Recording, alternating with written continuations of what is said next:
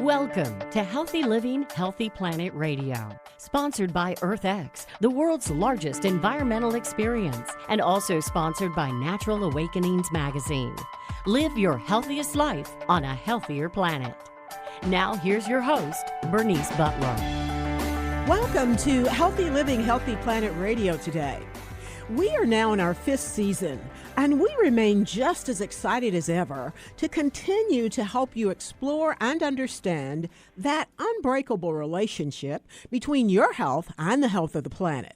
Here we look at the hottest topics related to our environment and its sustainability and how they affect your health and wellness. Here, issues like climate change, plastic pollution, extreme weather events, and others will meet up with everyday impacts like allergies and asthma, digestive issues and gut health, cancers, lung, heart issues, and more. So listen in today as we interview experts for today's show in this month's series on energy production and consumption. And today we're focusing in on energy-efficient homes and personal health, looking at the health effects of our fossil fuels dependency and navigating that interconnected world of energy, production, consumption, and again, personal health. Now, in the intricate dance of modern living, energy is a silent partner that powers our daily routines, all the way from the moment we wake up in the morning to the instant we close our eyes at night. The sources of this energy and the manner in which we consume it have far-reaching implications, not only for the environment, but also for our personal well-being. And so today, as we delve into this labyrinth of energy production and consumption, we find ourselves at a crossroads, really, where conscious choices can lead to healthier lives and a more sustainable future. Now, energy-efficient homes stand as beacons, really, of hope in this journey, showcasing a harmonious marriage between comfort and environmental responsibility. The spaces that we inhabit play a crucial role in shaping our lives, and of course, energy-efficient homes offer a tangible solution to mitigate the adverse impacts of our everyday energy choices. And our homes leverage or can leverage advanced technologies, insulation techniques, and renewable energy sources in order to minimize energy waste and decrease our carbon footprint. And the benefits extend really beyond mere energy savings, and they directly impact the health and vitality of those who dwell within, and that would be us. Our dependence on fossil fuels, which is the lifeblood of conventional energy production, has woven a complex tapestry that extends far beyond the confines of power plants and fuel stations. The combustion of fossil fuels releases pollutants into the air, giving rise to a cocktail, really, of harmful substances that infiltrate both our homes and our bodies. And the health effects of this dependency are profound, affecting respiratory and cardiovascular systems, exacerbating asthma, and increasing the risk of heart attacks. The air we breathe becomes a battleground, actually, where microscopic particles that are derived from the fossil fuel combustion launch a silent attack, a silent assault on our well-being. And in addition to its sometimes catastrophic health effects related directly to burning the fossil fuels, such as air pollution, they also contribute significantly to resource depletion through the extraction processes like deep water drilling or mountaintop removal that's used for coal mining. And such resource depletion leads both to environmental imbalances when particular resources become overexploited, but also leads to public health risk due to contamination via the depleted groundwater reserves or even the nearby water sources when particular chemicals may leach out during the extraction process. Consider for a moment the interconnectedness of our daily lives with the energy we consume. For example, the flick of a switch, the warmth of our heaters, or the hum of our AC units are all tied to a system that relies heavily on fossil fuels. And in our pursuit of comfort, we inadvertently contribute to a cycle that not only damages the environment, but also erodes the very essence of our health. And so recognizing this connection is really the first step toward fostering a deeper understanding of the importance of sustainable energy choices in our day-to-day lives. And the urgency of addressing our fossil fuel dependency becomes even more apparent when we reflect on the long-term consequences, like rising global temperatures, extreme weather events, and the depletion of our natural resources, which are not coming back, are not abstract concepts, but they're very tangible threats that we can feel and see to our collective well-being. And so by embracing energy-efficient practices and renewable sources, we not only safeguard the planet for future generations, but also we're safeguarding our own health and well-being, as well as that of the planet.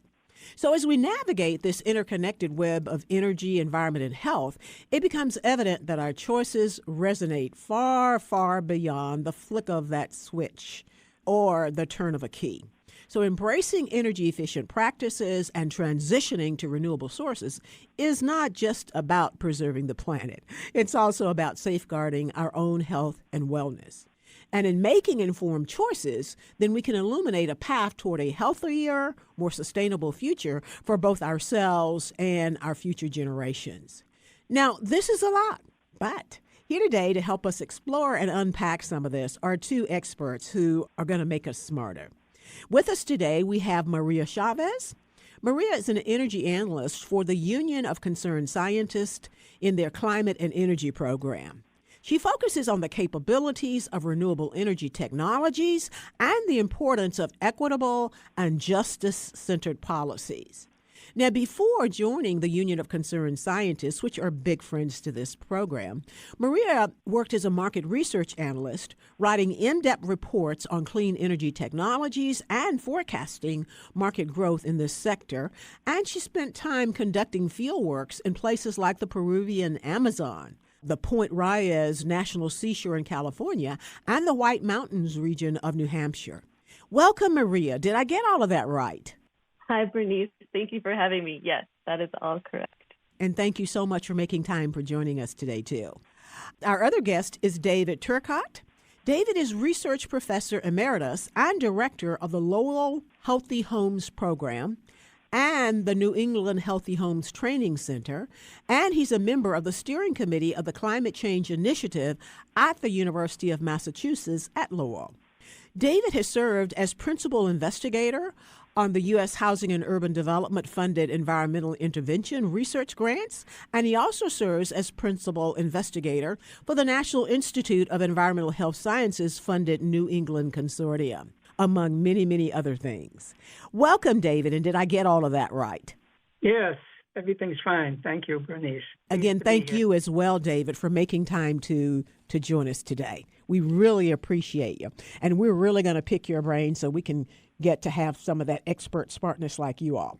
I want to start, though, with you, David. Can you tell us about, I guess, the percentage or proportion of energy in our society and in the U.S. that is applicable to our living situations, to our home? You know, I know we spend energy in transportation, industrial uses, and what have you, but is there an estimate on what's expended in our homes? Yeah, I would say it's, 21% of all energy consumption relates to the residential sector in the United States.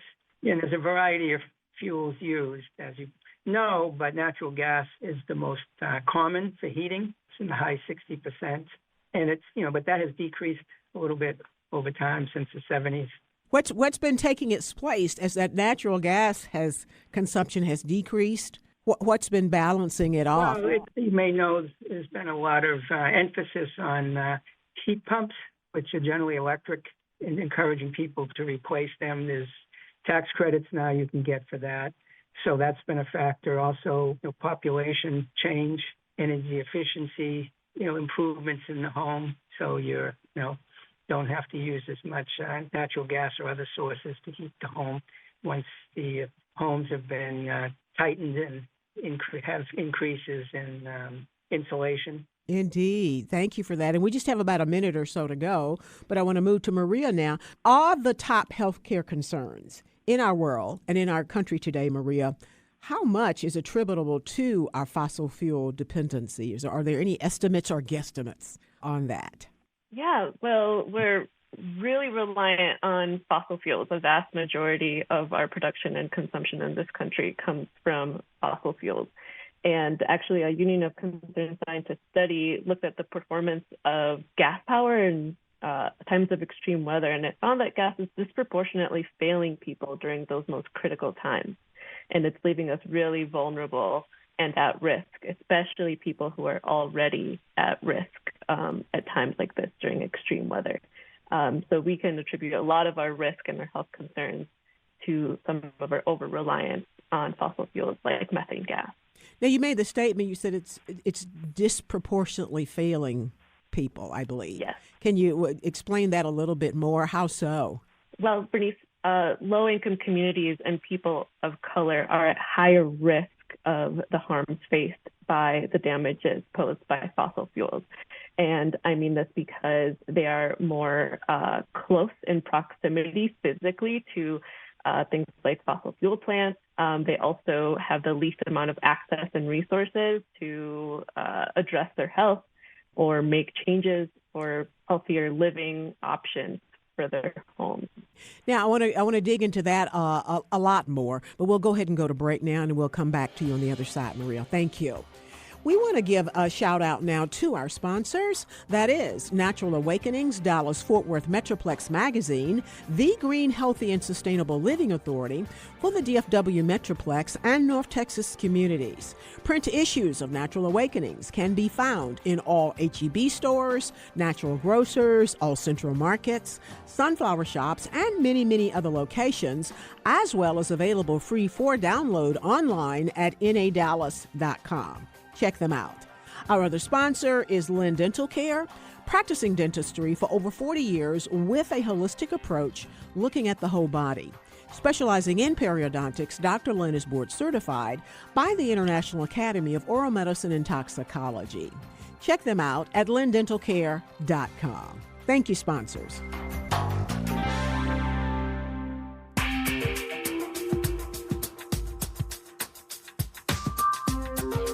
Welcome back to Healthy Living, Healthy Planet Radio, to today's show in our series this month on energy production and consumption. And today we're looking into navigating the interconnected world of energy production, consumption, and our personal health.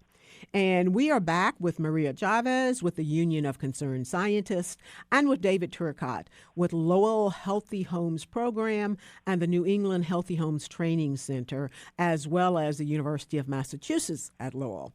And again, we really appreciate you all being with us, and you're making us smarter already. So I want to go back to Maria, who we were talking to before the break. And we were talking about health care concerns and the amount or how many of them are attributable to fossil fuel dependency. And you mentioned that low income and minority populations are disproportionately affected.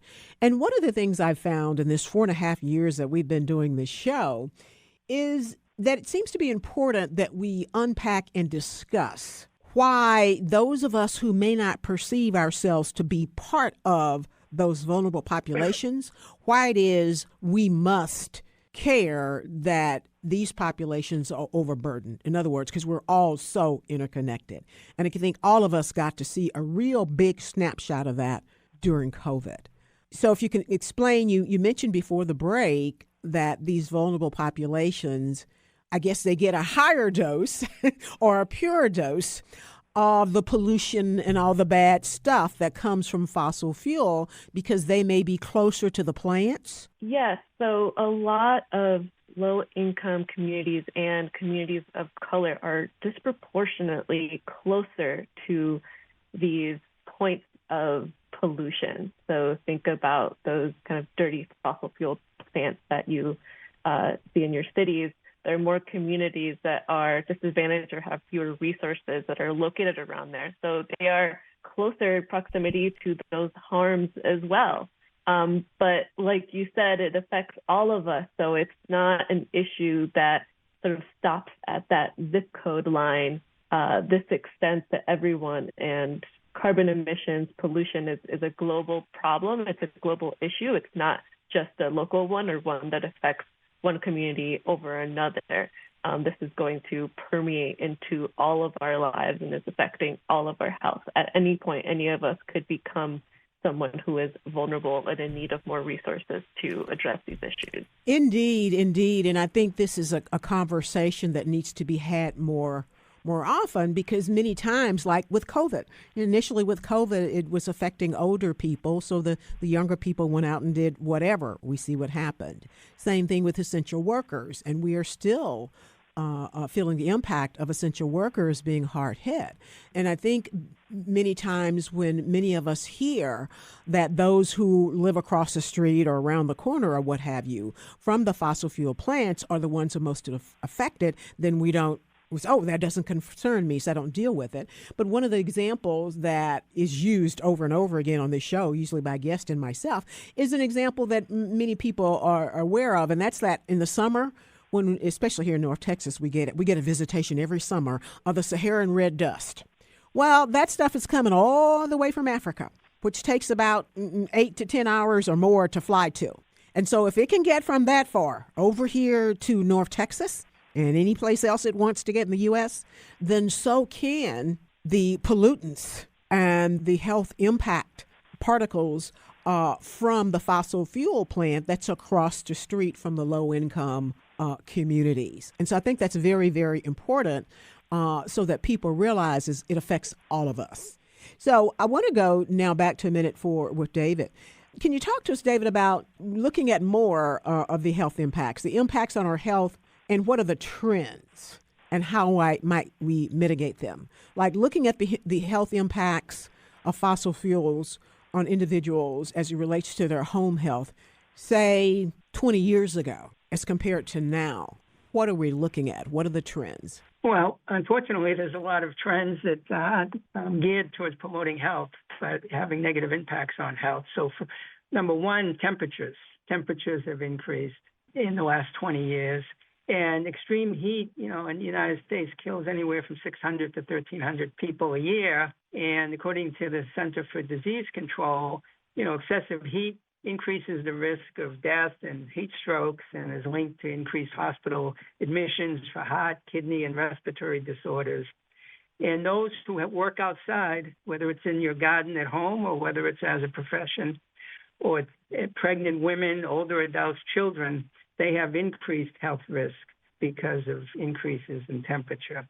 And then it was mentioned earlier, air quality issues have gotten worse. Extreme heat increases ozone levels, and we've had more wildfires, happening that we've seen. That increases particulate pollution, which worsens respiratory conditions, particularly people who have asthma or other respiratory conditions. The other thing related to this is the allergenic pollution seasons are longer now because of changes in climate, and daily pollen counts have increased about 50% in the last decade.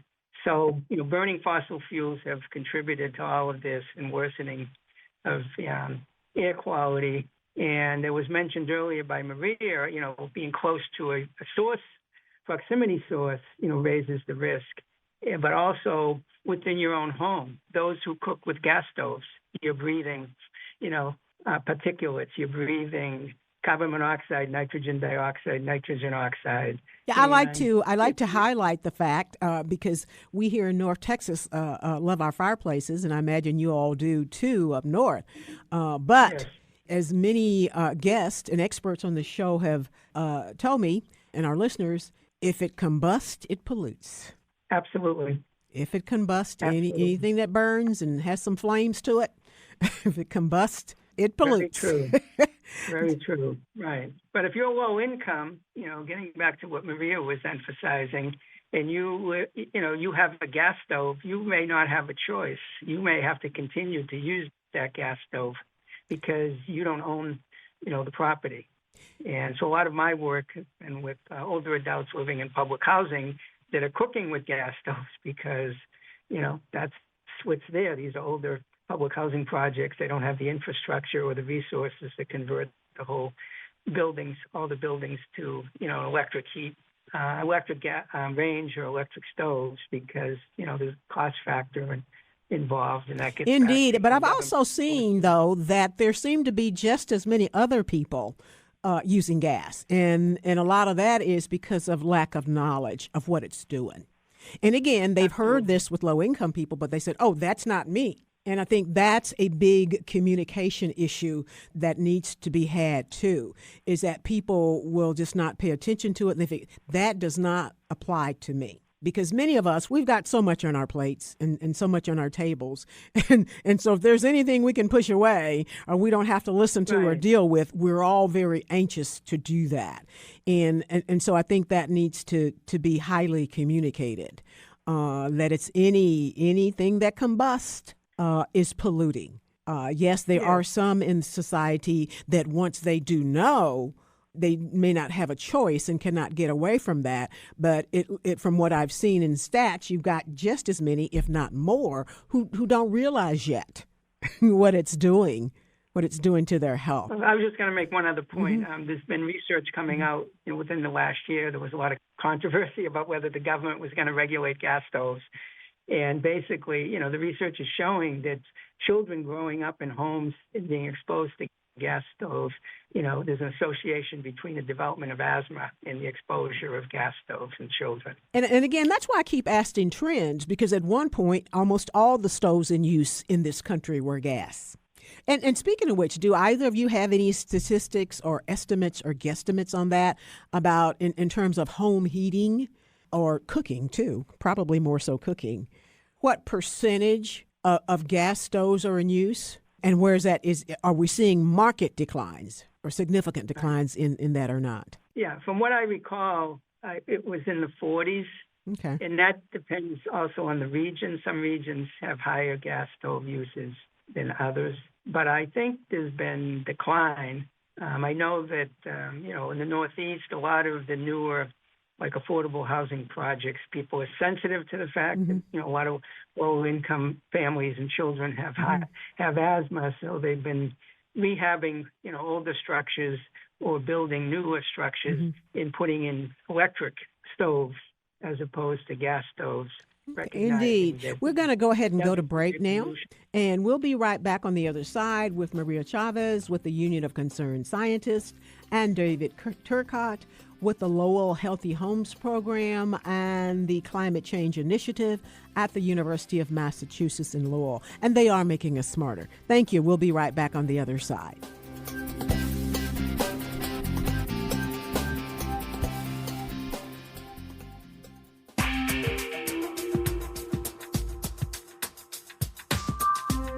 Welcome back to Healthy Living, Healthy Planet Radio today. To our show today in our series on energy production and consumption. And today we are looking at navigation of the interconnected world of energy production, consumption, and our personal health. And we have with us two experts who really are making us smarter. We have Maria Chavez with the Union of Concerned Scientists and David Turcotte with Lowell Healthy Homes Program and the New England Healthy Homes Training Center. Again, thank you all for joining us.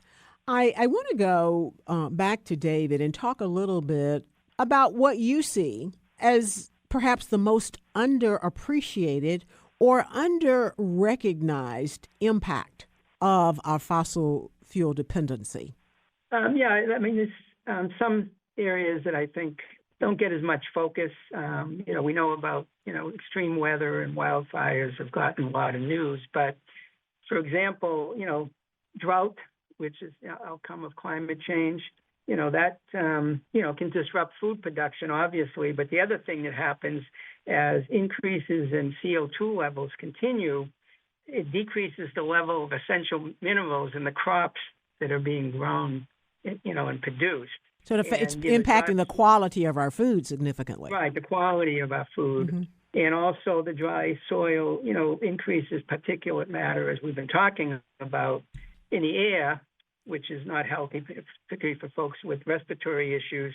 But also, it increases the concentration of toxic chemicals in bodies of water. So there was a lot of concern about Salt Lake and some other lakes out west that their levels were going down and the concentration of toxins were higher, because they weren't being diluted as much. So that's doesn't get as much attention. Also, vector-borne disease and waterborne diseases. So, ticks, mosquitoes.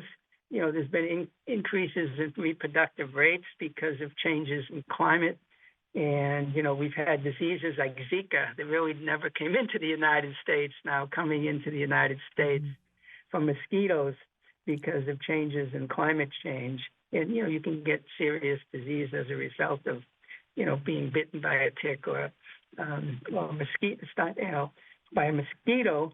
And related to that, severe storms lead to flood and runoff that gets into the homes, which really increases the number of toxins in the homes and pathogens that get into the homes. And people just think, well, yeah, we dry it out and everything will go back to normal. But, you probably have toxic substances that have entered your home, from the water runoff, as well as pathogens that, could have negative health impacts. Indeed, indeed. Thank you for helping us to understand that. I want to move to Maria for a moment here, too, and talk about what you're seeing as the most promising renewable energy technologies to help us get away from fossil fuels the fastest. Yeah. Well, solar and wind power are already being deployed to generate a lot of clean energy. But some of the other resources, apart from wind and solar, like energy storage and being able to invest in our transmission system, can also help us use that renewable energy more efficiently and be able to integrate it into our grid and use it as needed. And then generally just use it more efficiently as well, so that we're not wasting energy, we're not generating energy that we don't need. Maria, though, what do you see as the challenges and perhaps underappreciated or, again, under-recognized opportunities in terms of moving away from fossil fuels? Quickly. Yeah, well, you just said it. It's that over-reliance, again, on fossil fuels that is making it tough for us to transition into a cleaner energy economy. We have the tools and resources to deploy renewable energy sources. They're also cost effective and they're reliable. But we're just really stuck in our fossil fuels right now. So we need to find a way, either through just more information, more understanding, better policy, better education, to be able to move away from those and really let these other technologies kind of move us into a healthier, cleaner transition. And as far as opportunities, I mean, there are so many. We already know about the fact that this transition can help us cut heat trapping emissions. But as we're talking about right now, it can also improve the outcomes for our health. Both indoor and outdoor pollution will be reduced. And they can make us more resilient to climate change that is happening whether or not we want it to. Being able to be energy efficient and rely more on renewable energy sources and distributed energy sources as well can make it so we can really ride out the storm. And if our homes are efficient, we can be more efficient with the heat that we hold in our home during cold snaps. It can make us more able to survive those storms, survive those extreme weather events.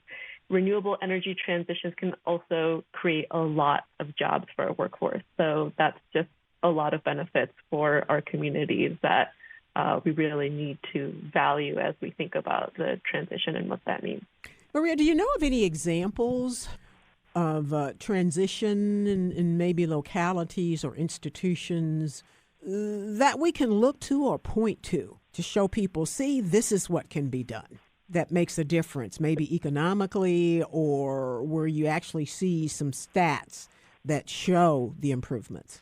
Yeah, I mean, I have different examples, but some of the ones that are coming to mind is actually the Union of Concerned Scientists recently published a study. We looked at different models for clean energy futures, and we modeled this like net zero economy-wide future and looked outward to see what are some of the benefits of that. So looking at the health benefits, because that's what we're talking about, we found that by investing in a clean energy transition, one, it's feasible and cost effective. And by 2050, it can save us more than $800 billion in public health costs alone. And this is just by reducing the amounts of pollution from particulate matter, something David mentioned earlier, in our economy. So this is a data-heavy analytical study that we did, but it brought about these really incredible results that our benefits are far outweighing the cost of this energy transition. And a lot of states and cities are incorporating that into their policy. A lot of cities are making it so that new builds in different residential buildings or business buildings are all electric. So, no more gas hookups.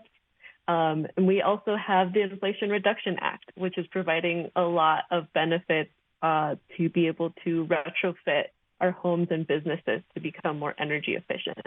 So these are a lot of ways in which we're seeing these benefits be not only understood through analytics, but also realized through policy, and to be able to make those opportunities more accessible and real. In economics, I think we have to lean into that a lot more, because it's usually economics that give people the incentive to do something different, for sure. Another thing I want to ask you, though, Maria, as it relates to the Union of Concerned Scientists, and it seems like this would be something in y'all's purview, and that is maybe health advisories.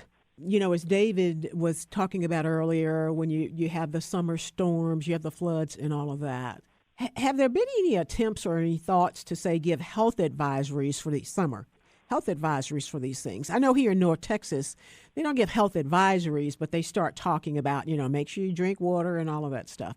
But it seems like if we gave some health advisories per these extreme weather events, and we did it in a consistent and high-profile way, that perhaps that might be able to make a dent with people where they are connecting and seeing the health impacts of these various environmental issues. And therefore, that might drive them then to take the environmental issue much more seriously. Absolutely. I mean, the issue of public health, it's in the name. It has to be public. It has to be accessible for everyone. So being able to have information into what is going on outside your door is really important. And, we have health can be expanded into a lot of different areas. So we can think about extreme heat, extreme cold, and we can go on our phones and check out the forecast. But we really need to understand what the real implications of that extreme cold and extreme heat are, because our health is directly related to our environment. And apart from just extreme temperatures, like you said, we have pollution, we have smog. Temperatures affect the way that those particles sit in the air. Sometimes they can sit more heavily and lower down so that we're breathing them in more. So being able to not only communicate some of those health advisories, but also be able to get in touch with people who really need help. I'm talking about. Indeed. Well, let me ask you this, though. For example, one of the things that's going on now, I saw it on the way, is all this flooding in California. Yes. And I saw a picture of a fellow on the top of his car. And so it seems like there, too, there should have been, and they've been talking about this flooding coming for 2 or 3 days, like health advisories on that, to talk, this is the time when it's coming or when it's here, to talk about, like you mentioned, David, what the health impacts are, and then what you should do so that people can begin to put the two together. Anyway, we're going to need to go to break, but we'll be right back on the other side so that Maria Chavez with the Union of Concerned Scientists and David Turcotte with Lowell Healthy Homes can make us even smarter. We'll be right back. We want to give a shout out now to our sponsors. That is Natural Awakenings, Dallas-Fort Worth Metroplex Magazine, The Green, Healthy, and Sustainable Living Authority for the DFW Metroplex and North Texas communities. Print issues of Natural Awakenings can be found in all H-E-B stores, natural grocers, all central markets, sunflower shops, and many, many other locations, as well as available free for download online at nadallas.com. Check them out. Our other sponsor is Lynn Dental Care, practicing dentistry for over 40 years with a holistic approach, none mercury, looking at the whole body. Specializing in periodontics, Dr. Lynn is board certified by the International Academy of Oral Medicine and Toxicology. Check them out at lindentalcare.com. Thank you.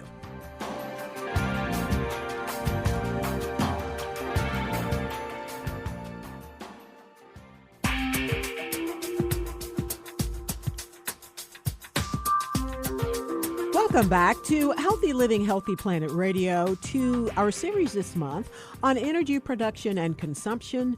And today we are navigating the interconnected world of energy production, consumption, and our personal health.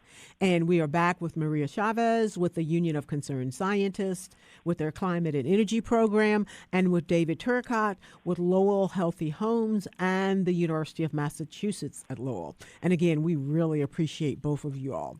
I want to go now to back to David. David, can you talk to us, though, about how does home energy use impact climate change? What is that connection?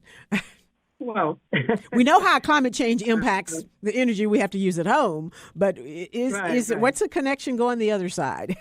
Well, I mean, if we're using natural gas or oil, for heating, then we're producing carbon dioxide emissions, and those emissions contributing to climate change, and which we've been talking about the impacts of various types of changes in the climate, from extreme weather to, extreme heat and so forth. So, when we cook on our gas stoves, when we heat our home with natural gas or oil, when we run our lawnmowers, and using gasoline, anything like that is powered by, sources of fossil fuel, we're negatively impacting the environment, creating pollution, and raising, emissions and accelerating climate change and all the negative impacts that we've been talking about.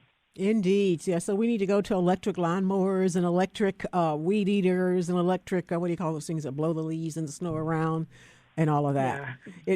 As you were talking, I'm envisioning kind of your home and your plot of land, and that it's just spewing stuff up into the air. That's adding That's the reality. Yeah. I mean, we don't necessarily see it that vividly, but, but the picture you're painting, is important to paint and have people, think about it from that perspective.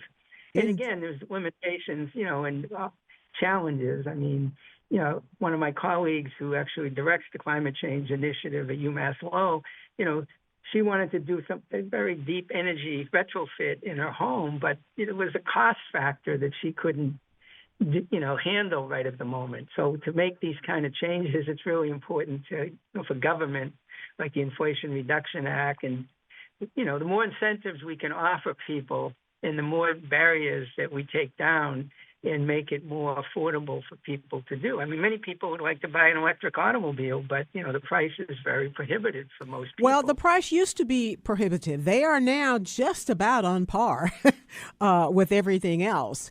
And I think that's a part that people don't realize yet.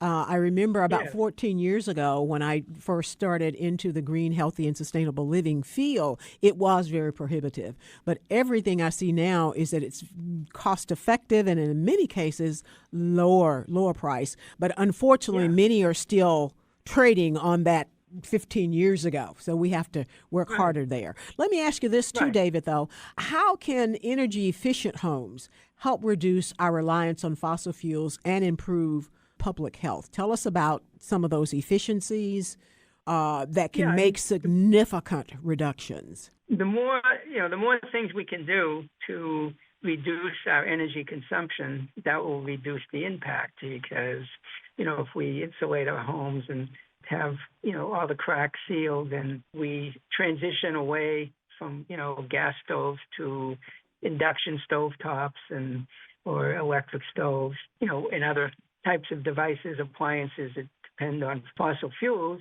we're going to reduce pollution, we're going to reduce, emissions, and hopefully start to reduce the impacts, and the temperature increases that we've been seeing over the last few decades in particular. But David, what are some innovative or perhaps not so innovative ways or examples that home energy design and use can have a real positive impact on our health and the health of the environment? Some innovative ways or some ways we haven't thought of even? Yeah, well, I'll focus on the gas stove, because that's a project I've been working on recently. To replace some tenants obviously don't have the option of having a gas stove replaced with something else like an electric or a induction stove. But what could happen is that they could get induction countertops. There's one burner countertops, there's two burner countertops. They could use those as an alternative to depending on their gas stove, and certainly anyone. Yeah, anyone can do that, even a homeowner, right? My wife only wanted to cook with gas, natural gas stoves. She hated a traditional electric stove, but we did transition to an induction countertops, and she loves them now because in addition to having no pollution and not breathing, all the byproducts of carbon monoxide and nitrogen dioxide and so forth and particulates, it cooks much more efficiently and faster. So she's able to prepare meals and cook things, much quicker now than she used to with a gas stove. Another thing anyone could do is, get an electric pot instead of boiling water on the stove. Just, use an electric pot to boil your water. These are, very simple things that aren't that sophisticated, but, there are easy things that people could do. And there's some health benefits, because I can see someone who may have very, very severe allergies, and it would be to their benefit to have, if they don't have an electric stove, to get these induction burners or these countertop induction devices, right. And then they could eliminate that bit of air pollution from that air soup that's around them that could help their allergies. Yeah, absolutely. I want to go back to Maria. Maria, what do you think are some of the most important factors to consider when we're evaluating the health and environmental impacts of the different energy sources? I think some of the ones that we really need to focus on are, one, who is being affected, and two, what are some of the cumulative impacts? So going back to our earlier conversation about these disproportionate impacts, I think we need to think about who has access to clean energy resources and who doesn't. Who is facing the most harm by being in proximity to fossil fuel sources, and who gets to reap the benefits of that energy without having to face, a lot of the harm. So trying to address some of that inequity is really important in trying to understand what the right solutions are for us in our communities. How can ordinary people in their everyday lives impact that? Well, we all have a voice. We all can impact policy in our own ways. We can talk to the people who make our policies, who have some power and say, who control where some of this funding, for example, from the federal government is going. If you want your state to be able to apply to some of that funding, you have to use your voice to do that. You also have to advocate, through your community, through your legislators, your policymakers, to try to understand how to bring benefits to you and your community. And so my last question for you, Maria, though, if you were able to help 30% of Americans across the board immediately acquire renewable energy source for their homes, how would you go about doing that? Just 30% of Americans, irrespective as to income or anything like that. How would you go about doing that? I would make it affordable, and I would make we talked about that already, but it's still cost prohibitive for a lot of people. So I would be able to realize more incentives for people, not just through tax breaks, but through really immediate discounts, like right when they're buying, their electric appliance, because they need those savings right now, not in a year. I would make it accessible. So be able to find the accurate and up-to-date information to make the right decisions, to be educated as a consumer, to understand some of the health impacts and also health benefits of what that transition means. And David mentioned this, and it's close to my heart because I'm a renter. I would try to create better options and better incentives for renters. They make up a lot of the households in America, and they need incentives too. I can't control whether my windows are drafty, whether I have a gas stove, but I still want to realize some of those benefits. I want to live a healthier life too. So I would try to bring more incentives, better solutions for people who are renters, and also the folks that are providing, those homes for renters and tenants. Indeed. Thank you for that. And David, last question. How can ordinary people in their everyday lives actually help protect their health from some of our fossil fuel dependency in our homes? It's happening. Not very many people have transitioned away. What are some of the things that people perhaps can do to protect their health as they live in this fossil fuel pollutant soup? Right. Well, as I mentioned earlier, certainly transition away from any fossil fuel type of cooking sources in the home would be a number one thing. But there's, some of the other things we've talked about, conservation, trying to reduce usage of electricity. Because even if you're using, you have mostly electricity in your home, 100% of the generating fuels for that energy may not be from clean energy sources. It may be a mixture of clean energy and fossil fuel sources. So anything you can do to reduce energy usage will save you money too. Certainly, if you have the ability to have solar panels put on your home, you can generate your own energy and reduce dependency, and save money in the process. Thank you so much. And we've come to the end of our show, and it always happens that way. But I really appreciate you all helping us. You've made us smarter in terms of helping to realize some of this significant impact that just the energy that we use in our homes every day is affecting the environment, but more so even than before then, it's affecting our own health. So thank you. You've made us smarter. We've been today with Maria Chavez, an energy analyst for the Union of Concerned Scientists in their Climate and Energy Program, and with David Turcotte, director of the Lowell Healthy Homes Program and the New England Healthy Homes Training Center, as well as with the Climate Change Initiative at the University of Massachusetts in Lowell. Thank you.